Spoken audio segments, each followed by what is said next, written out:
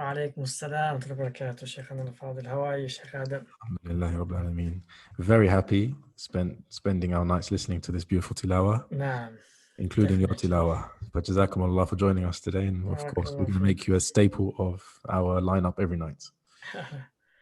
Inshallah ta'ala, we'll try our best. We're not, Inshallah. we're not from the Al-Quran, not yet, but we try to be. We make Barakallah. dua that we are all amongst Al-Quran, inshallah ta'ala. Inshallah. Ameen. أعوذ بالله السميع العليم من الشيطان الرجيم. بسم الله الرحمن الرحيم. الحمد لله رب العالمين، والصلاة والسلام على أشرف الأنبياء والمرسلين نبينا وإمامنا محمد وعلى آله وأصحابه أجمعين. أما بعد. السلام عليكم ورحمة الله وبركاته. I hope everyone's enjoying the recitation and following our beloved reciters, and we hope that you all are benefiting and being inspired just like we are, and inshallah you are increasing in your ibadat in quantum and also in quality and weight, and you are bonding with Allah subhanahu wa ta'ala, engaging with him much more better than the usual Ramadan, inshallah ta'ala. As we said yesterday, Surah Ali Imran is focused on the struggle that every individual and every community and every society and every nation, every civilization Muslim, in every generation, they will go through the struggle. And so Allah subhanahu wa ta'ala detailed the struggle in Surah Al-Imran and detailing Muhammad sallallahu alaihi wasallam and the companions around him, their struggle. And in Surah An-Nisa, Allah subhanahu wa ta'ala spoke about when a person passes away in that struggle, what happens to the inheritance. And so Allah subhanahu wa ta'ala spoke about how the inheritance ought to be divided amongst the children. And then the theme of Surah An-Nisa, the actual theme isn't really inheritance. There's a greater, bigger theme in Surah An-Nisa, which today I'm going to touch about, inshallah.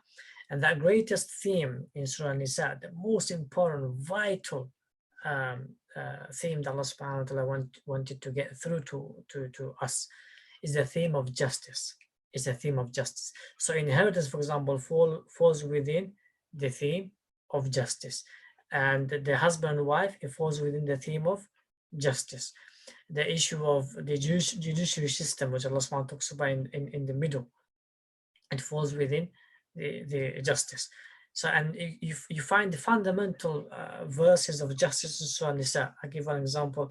Allah subhanahu wa ta'ala says, for example, Inna Allah ya'murukum an tu'adul amanati ila ahliha wa idha hakamtum bayna an-nasi an tahkumu bil 'adl inna Allah ni'ma ya'idukum bih inna Allah kana sami'an basira. That's Surah Nisa verse 57. Surah Nisa verse 57. Allah subhanahu wa ta'ala says that Allah commands you to give the due rights of people. This is about the society, yes. And right in the beginning of Surah Nisa, Allah talks about the justice between husband and wife, right? And then right at the end of Surah Nisa, Allah subhanahu wa ta'ala, ends Surah Nisa by saying the greatest verse of justice, right? He says, Ya ayyuhalladhina amanu kunu qawwamina bil qisti shuhada'a lillah walau ala anfusikum. Allah subhanahu wa ta'ala says, be amongst those people who establish justice, even if it means it goes against themselves, and they be witness against themselves if they have to be when it comes to establishing justice. And even if it means that they go against their own brothers, own sisters, own parents, fathers and mothers, then let it be when it comes to establishing justice of Allah subhanahu wa ta'ala. So Allah subhanahu wa ta'ala gave one of the most fundamental principle of establishing a family, establishing a community, establishing a society, establishing a nation, establishing a civilization, and establishing a judiciary system. He gave the most fundamental principle, and that is that you establish justice even if it goes against yourself, because Allah subhanahu wa ta'ala will establish justice on you in this life, and most importantly in the akhirah life. And we know the famous hadith of Sahih Muslim, that those who establish justice, even if it goes against themselves, they will be amongst those people who will be sitting on the right hand side of his throne. In some other narrations, they will be sitting on their own thrones on the right side of Allah Jalla wa Ala subhanahu wa ta'ala.